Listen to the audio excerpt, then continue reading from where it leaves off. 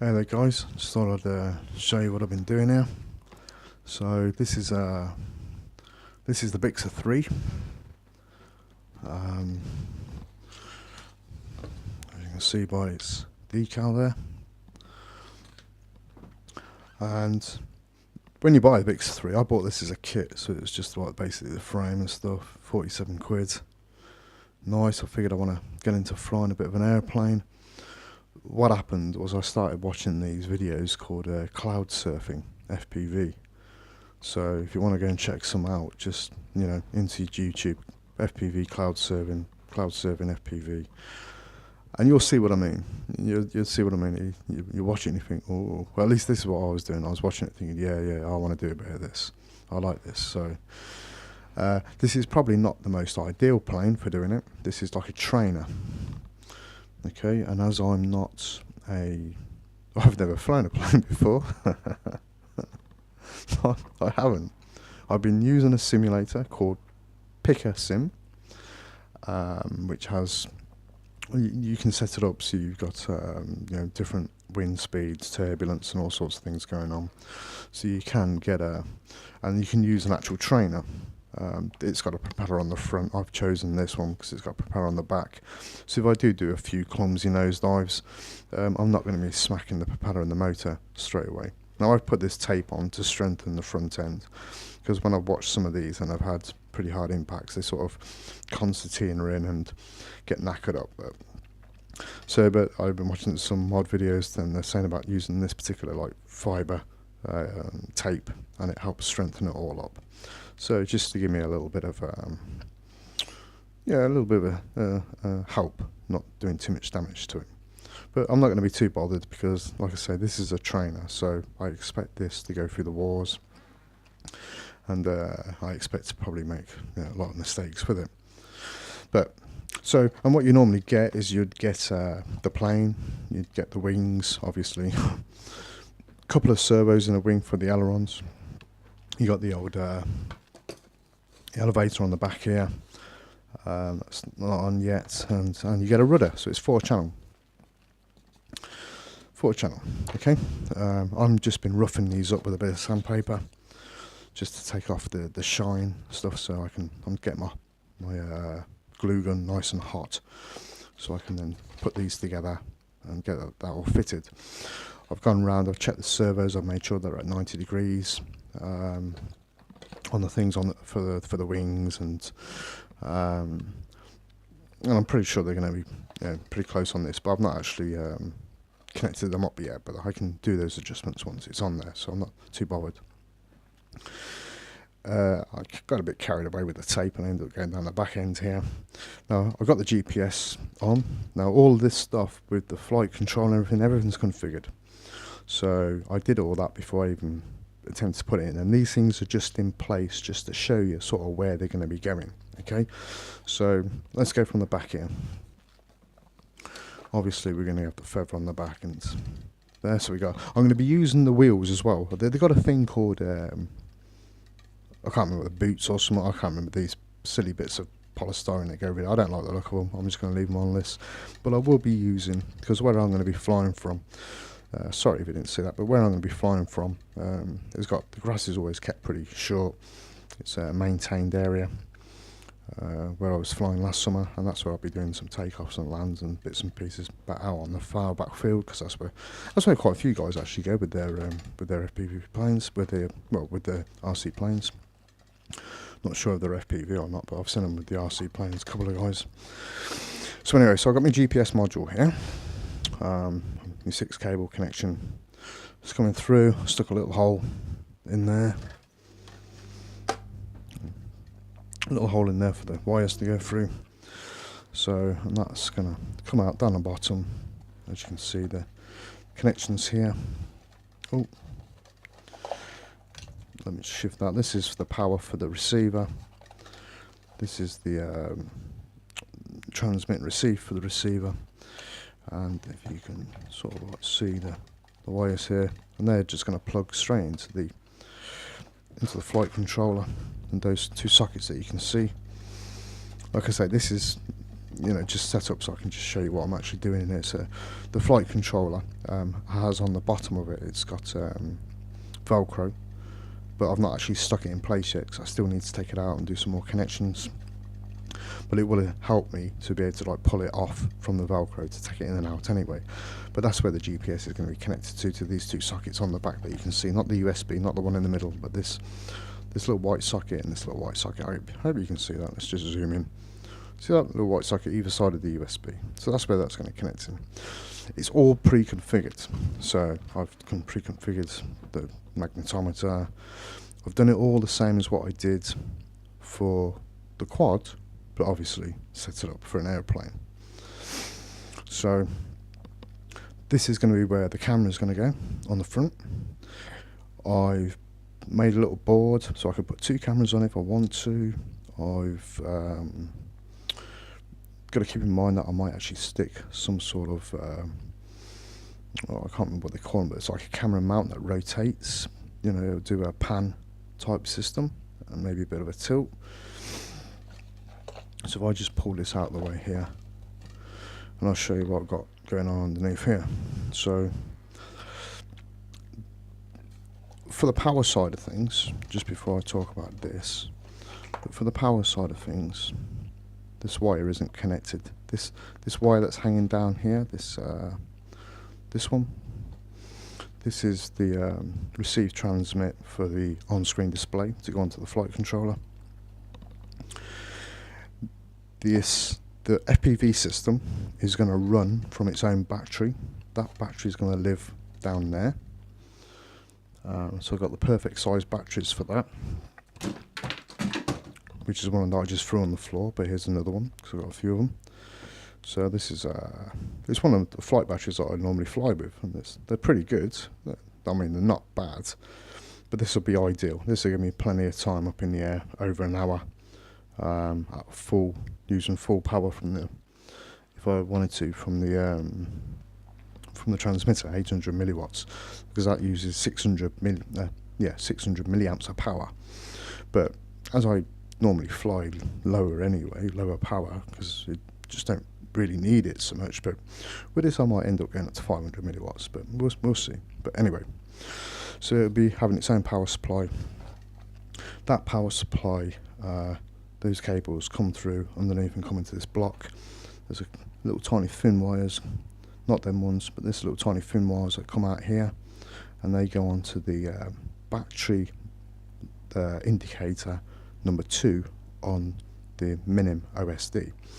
So I'll be able to see the flight controller battery, the main battery as battery 1, and then as battery 2 I'll be able to see the FPV battery, so I can monitor them both.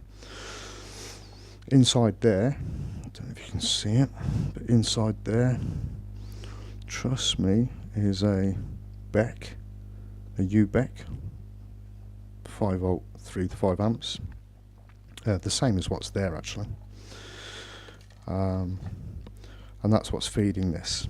So the power comes in here, the main power from the battery, it goes out of here into the BEC, which is on the underside of this piece of wood, and then the BEC comes out here, and this is where I got my hopefully clean 5 volts, and then that will power, this is the camera wire, so this signal wire will go to the camera connection here, and this is the power for it. This is the power wires for the transmitter, and this is the smart audio, because of course I love the smart audio.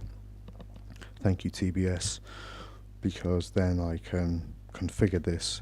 I can change all the settings from my Tyrannus, from the sticks, which is, just one of the things I love about that thing. Of course, this is where the antenna connection is. It's got a little cover on it just for now, so no bits of dust or anything get in there.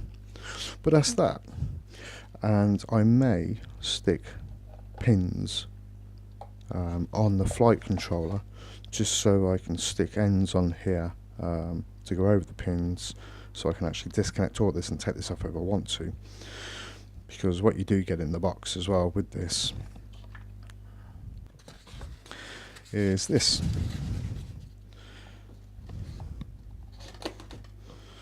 Da-da-da-da. So if you just want to fly it around in front of you, you can. But it's nice to have the option to be able to take things off, to make changes, do whatever. But I think I've put enough lead on there to ensure that I can. If you see how far it goes there, look, to ensure that I can take that off, turn it over, and do without actually having to undo everything. I've made a little adapter because I've only got I've got 3S 1.8 amp batteries, but I've made a little adapter so I can plug 2 batteries in here and have that go into the power supply to the ESC for the motor and that BEC there.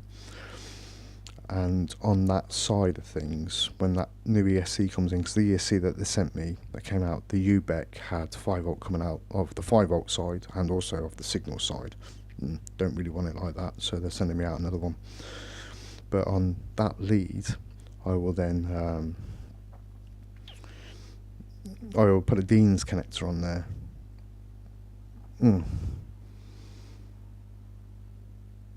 Because basically I can plug in both those cables. Yeah. Because what I want to do is I'll put a Dean's connector on there, and I'm going to take all of the servo positive and minuses and connect them directly to they'll go to the UBEC. So the ESC with the UBEC on it for the motors will control, that ESC will control the motors, will power the servos. The signal pins will go to the flight controller, but it won't be powered from the flight controller. It's going to be independently powered from here. Now, even though I'm going to be using 3 BECs on this, basically with this system, none of the twain will meet. So none of these grounds, positives, or anything are going to come into connection with each other. The only way any of this is going to connect is by signal cables, isolated. So all the power supplies are going to be isolated. Okay, even though they're running off 2 batteries, they're still going to be isolated away from each other. So I don't get any issues there with switch mode power supplies. And that's sort of it in a bit of a nutshell. Of course, I'll be able to try different antennas, and I want to, sort of give this old flying of the fixed wing thing a go.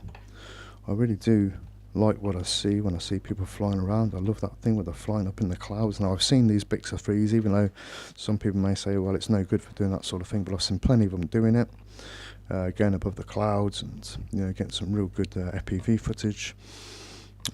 Some people are taking them quite a long distance, but might have to do a bit of modification with the motor, lower KUV, bigger propeller, an adapter so I can move the motor up, and mount the motor higher up for a bigger propeller, 10-inch or something.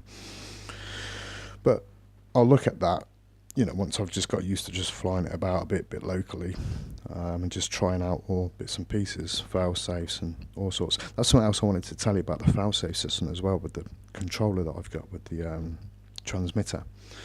Is it's got, because you got that toggle button on the back of it. Hold on. With this toggle button on the back of it, when you hit it in and just hold it in for 3 seconds, you get the menu come up, and you got general and stuff and fail safe. You hit on the fail safe, and all you got to do is just set your controller sticks to where you want it to be. Like so, aileron and elevator be on the right stick, right thumb. That would just be left in the middle, so it's all leveled. Yaw, of course, that's on a spring as well, so that'll be leveled. And then just pull the throttle all the way down. Press the button, it tells the receiver, that's the fail safe, so if it goes into fail safe, goes out of range, just to do that, and it'll just land. Well, it'll have a better chance of landing, especially I'll make sure my centre of gravity is sorted out. That might take some fiddling about, but the idea is with that is you just push your batteries closer and closer to the front. If it's too heavy on the back, push the batteries closer and closer to the front. If it's too heavy on the nose side, and from what I understand, you want it slightly heavier on the nose side, if anything. But if it's too heavy on the nose side, just pull the batteries back in a bit. And I can connect up 2 of my batteries in parallel with that adapter, and so I'll have that extra bit of flight time. So it'd be 1.8 times 2, 3.6.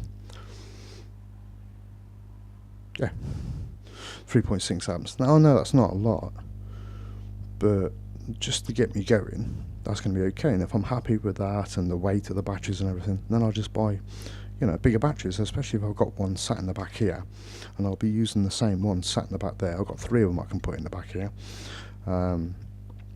So then if I do need something a bit heavier for the nose side, I'll just get bigger, chunkier battery to shove in there. You know, so that's all good. That's all good. So this is it. This is what I've been doing. This is the little project I've been working on, getting it in. I'm just waiting for the ESC now to really sort of finish it off. I've used the flight controller. I've used an original SP Racing EVO, the SP F4 EVO, because I'm familiar with it, and so I know what I can do on what, and it's good to use stuff you're familiar with. If you're happy doing that, and I'm happy doing that, because all this sort of stuff, this is basically the receiver, the transmitter, and everything is the same as what I used in the GPS quad, and that flies great. The only problem that I got with the GPS quad is I need better motors. But when I go looking for better motors, it says I want to be using 7-inch props, I want to be using 6S batteries, which I haven't got. The motors are like nearly £100, the batteries are pretty expensive. So I thought to myself, okay, I just want to fly. In some ways I don't care what I fly, I just want to fly. I just love the feeling of flying. I really do. It's just sublime. It's just really, really nice, and that's what I'm into it for. So I'll be able to stick on, probably on top of the wing with some Velcro, some good Velcro on top of the wing, the old HD camera, so I'll be able to do some HD recording. I've also got a switcher system, which I'm trying to work out. I'll probably end up having to have it hanging down a little bit. Oh God, what am I doing? I'm trying to show you using my fingers, but with the cameraman. A switcher system, 3-camera switcher system. So I can actually put 3 cameras on and switch between them.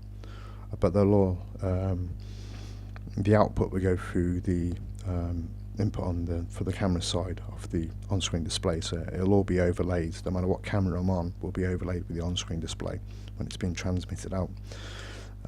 I think that'd be pretty cool. I could actually mount a camera backwards. I did think about sticking 2 on the front. I've made a little board to put across the front that I can attach here, and I can put 2 cameras. I could put maybe the Swift and also the Night Eagle. So if I did go out and it's getting darker on a nice evening or something, I could just switch over the cameras as I'm flying just to the Night Eagle. Or I could even put the Owl on there, but that's a CMOS. But the Swift is a CCD. Night Eagle's a CMOS as well. This is a CMOS, so we might be expecting to see a little bit of wibbly wobbly going on. But I'll just have to look at that and decide how to do the mountings on that. I've got some rubber rings that I could probably mount the bracket on here. If I just put one bracket on with the rubber rings with screws going through, so it actually sits and there's a little bit of a vibration dampening. So there we go. Next video you'll probably see it with the wings on and it all working, a few tests, make sure we can do the high 5 tests and stuff, and then get this baby up in the air. Catch you in the next one, guys. Thanks for watching.